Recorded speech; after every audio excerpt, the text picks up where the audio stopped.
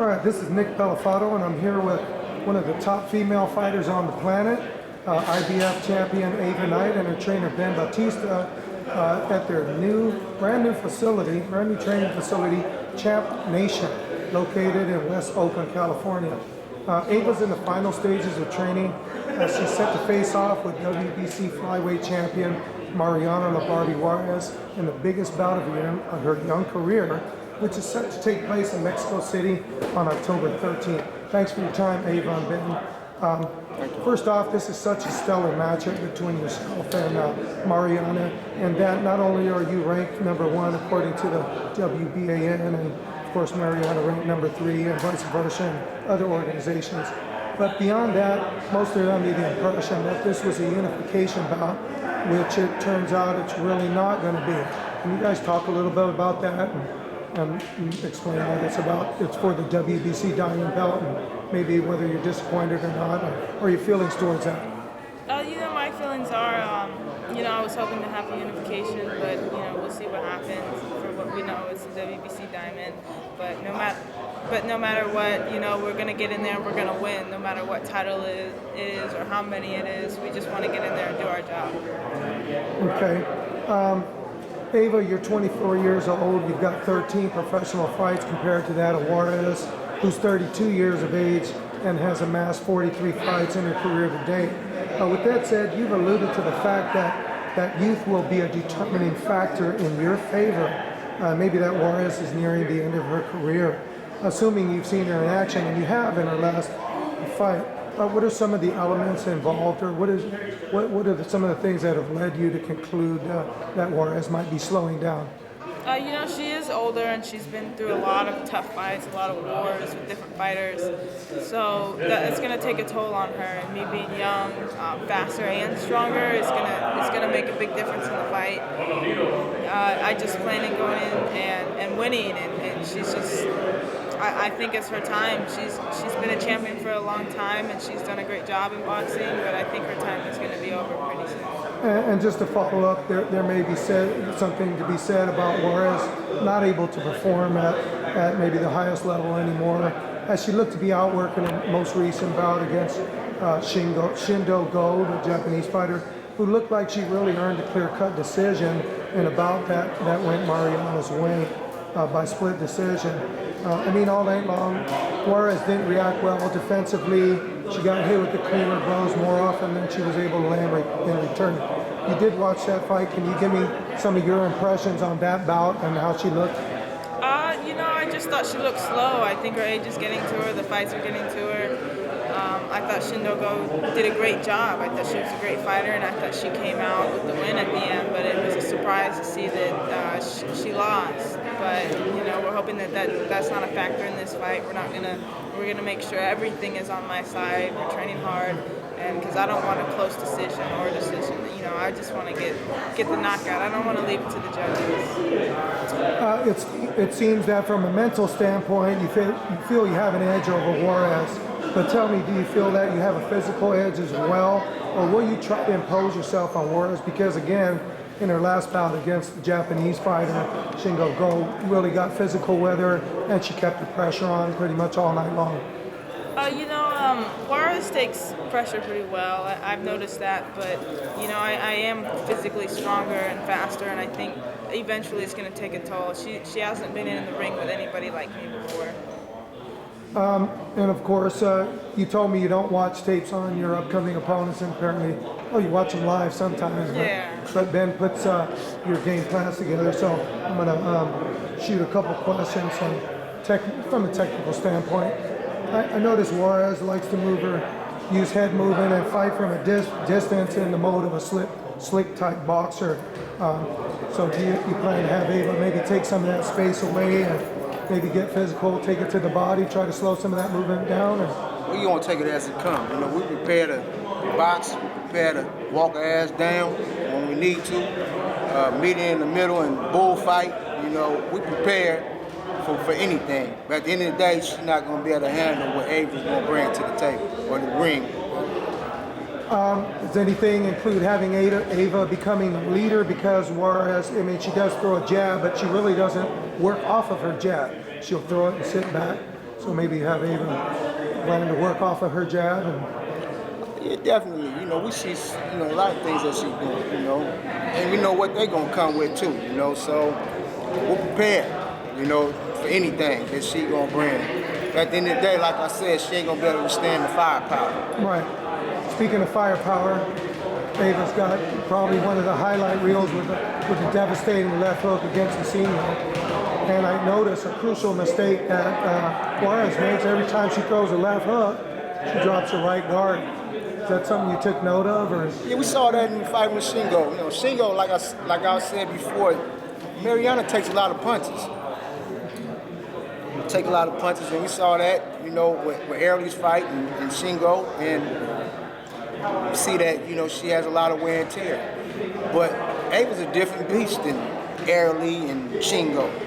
So, being that she's taking all these shots, what you think is going to happen when she faces Ava? Ava, do you concur with that assessment? I agree. I agree with it. I was going to ask you what other advantages, but you feel like you have most of them. One of the other things Juarez likes to do is switch up to lefty. Have you had Ava either switch or spar lefties in training camp? Well, you know, she's familiar with southpaws. You know, one of our main southpaw sparring partners was Bruno Escalante, and we had also some southpaws that we sparred at Kennel Club as well. But I don't see that being a problem at all. You know, when we started this camp, we started with southpaw in this gym. She can come with whatever. At the end of the day, it's not gonna matter. She's still gonna go down. Of course, Mexico City is located 7,350 feet above sea level, which I believe prompted you to start training at Big Bear for the first time. And you said you were having a hard time training there at first, but how you've adjusted, and you've pretty much conquered that. But you're not heading back to Big Bear. You're going back to Mexico City to train for a few more days. Is that right? Yeah, because Mexico City is higher than Big Bear, but going to Big Bear was a great advantage. By the end of my session there, you know, I was acclimated. Everything felt good. I was going 10 rounds hard. You know, with Palacio de Deporte, who's the best bantamweight, you know, around. So, you know, I don't see a problem with going to Mexico City, and going there early is just going to make everything better. And you probably, now that you're at sea level, you probably feel that you're not getting tired. Yeah. And you probably like the fact that you train in altitude. Is that something you'll be doing more of? Yeah, I really liked it. You know, I want to do it again, and it just see that you feel the advantage. You feel that your lungs open up, and you know, being at sea level now, it's a big difference. And also it's the isolation, just being away from everything, you know, and just focus on just one thing. That's the fight. I mean, she's in the best shape ever, and like holding the pads for her, you just feel like she's stronger, and so definitely, you know, that it paid a lot of dividends for her to go to Big Bear and train. Her mental is on a whole nother level. She's able to, you know, just be more focused, and I seen that her coming back.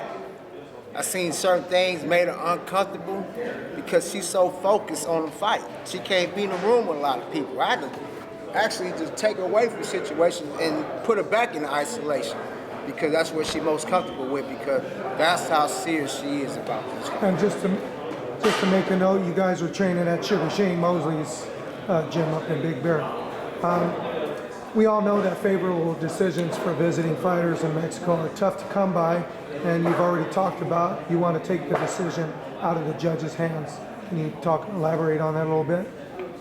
You know, we just have so many disadvantages for this fight. We just want to make sure that there's no question about what happened. I don't want people going back saying that I didn't win when I did, or you know, vice versa. You know, but we're training hard. I'm working on my strength because I do want to get the knockout, because I feel like that's the only way that I'm going to get the respect and the decision I need. And of course, again, many people are going to find out it's not a unification. They're disappointed, but you're not, because you're saying that if you beat her, you're going to get the diamond belt, but at the same time, you've beaten her, and you're going to be number one. Can you talk a little bit about Yeah, that? you know, Mariana has been number one for a long time. She's been a great champion, so getting in the ring with her is great. But beating her would be even better. You know, that means I'm the top of the class, and there's nobody above me, and I don't think there's anybody that's going to be above me. And, you know, the problem with the fans up here, we don't get to see you, or it's all recorded. And Ben was alluding to the fact that this is going to be on Televisa, one of the bigger networks, if not the biggest, in Mexico. And eventually that they're going to team up with somebody here in the United States and maybe start putting these bouts on television. Can you talk about that, or some of the prospects? Well, that's the plan. You know, our Mexican promoter has been talking to American promoters, and he has relationships that he's establishing. Can you name the promoter, Ava's promoter again? HG Promotion. HG Promotion. And Promotion de Pueblo. So definitely, because they are a powerhouse now, you know, even American promoters, you know, deal with them because they have a lot of fighters and they fight pretty much every weekend. So now, you know, they have more to bring to the table to make Ava fight in America because now they have more resources. Ava, you know, you went down for a little press conference in Mexico, and you and Mariana looked kind of pretty cordial in the pictures and the photos. I don't know if I guess you don't need to have animosity towards her to get your juices flowing for this fight. No, you know, I have all the respect for her, you know, but getting into the ring is just business. Outside of the ring, I feel no hate, you know, nothing towards her negative. You know, as a person, she seems great. So I don't take that outside the ring with me, but, you know, we did have our little commercial to do that we had to sort of go at it. And, you know, that I think that's the moment when I looked straight into her eyes and actually put some emotion into what I was saying. And I just didn't see the confidence in her eyes like I did. So, in your opinion, this fight will be as sensational on paper in reality as it is on paper? Yeah, I think it's going to be the best fight of the year. And last couple questions. You said at one point you'd like nothing more to avenge your loss to Ana Maria Torres, but again, she's having a baby, and she's going to be out of action for a while, but maybe perhaps in the future you'll venture up to junior bantamweight to fight her? Well, you know, if that's where it's at, that's what I have to do. You know, that's where it was before. I'm hoping she can come back after her fight, after her baby, and still be able to hold that. And just she is one of the greatest in Mexico. And you know, I lost to her, but it would be great for me to just get back in the ring and see where I am and prove a point. Last question. You've always said you wanted to be the undisputed flyweight champion of the world, which has a nice ring to it. And whether you take care of business against Juarez, which you believe you will, you have your sights set on fellow flyweight champ, WBO flyweight title holder Melissa McMorrow. Yeah, anybody in the flyweight division is who I'm looking at. Anybody top 10, because at the end of the day, I only want to fight the best. And she's the one with the titles, and that's who we go for. Thanks, guys, and good luck down in Thank you, Mexico. man. Good Thank job. you. All right. Next.